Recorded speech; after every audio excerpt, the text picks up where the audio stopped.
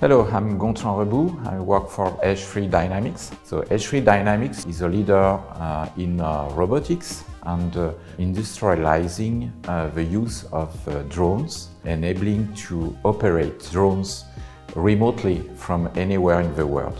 We joined a 5G access program because the communication is very critical for H3 Dynamics operations. We need same kind of quality as fiber. 5G is enabling us to be mobile and transportable solution.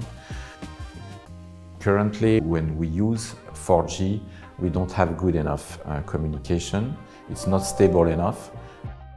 So we are testing the quality of service, because quality of service is very important on two sides, the bandwidth and the latency. So the API is enabling us to have a warranty level of service, not congested communication. 5G is very important for us. With this program, we are able to be at early stage of such a technology and to be the first to operate drone remotely.